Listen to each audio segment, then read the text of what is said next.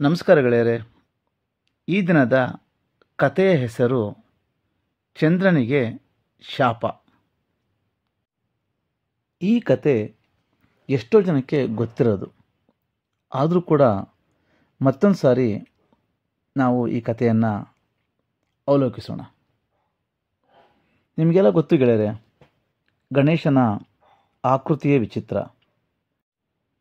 ಅವರ ಮುಖ ಆನೆಯ ಮುಖ, ಹೊಟ್ಟೆ ಡುಮ್ಮ.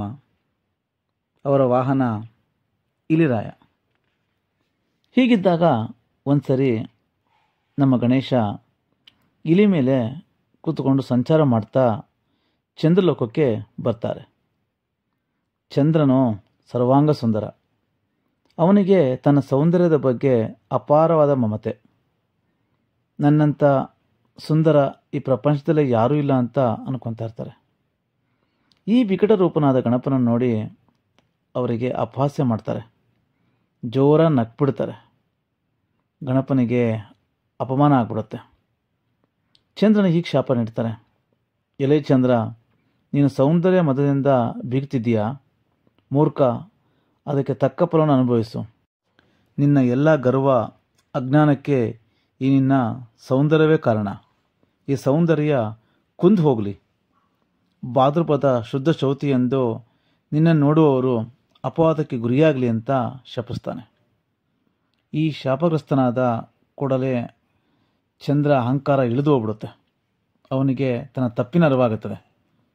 ಗಣೇಶನ ಮುಂದೆ ಭಯ ಭಕ್ತಿಗಳಿಂದ ಕೈ ಮುಗಿದು ನಿಂತು, ಸ್ವಾಮಿ, ನನ್ನ ಅಜ್ಞಾನವನ್ನು ಕ್ಷಮಿಸಿಬಿಡಿ, ನನಗೆ ಕೊಟ್ಟ ಶಾಪವನ್ನು ಹಿಂತಿರುಗಿಸ್ಕೊಳ್ಳಿ, ನನ್ನ ಉದ್ಧರಿಸಿ ನನ್ನ ಉದ್ಧಾರ ಮಾಡಿ ಅಂತ ಬೇಡ್ಕೊಳ್ತಾನೆ.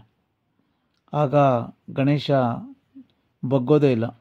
ಇಲ್ಲ, ನಿನ್ನ ಅಹಂಕಾರಕ್ಕೆ ತಕ್ಕ ಶಾಸ್ತ್ರೀಯ ಆಗಲಿ ಅಂತ ಹೇಳ್ತಾರೆ. ಕೊನೆಗೆ ಚಂದ್ರನ ಪರಿಪರಿಯಾದ ಬೇಡಿಕೆಗಳನ್ನು ಕೇಳಿ ಗಣೇಶ ಚಂದ್ರನ ಕ್ಷಮಿಸ್ತಾರೆ.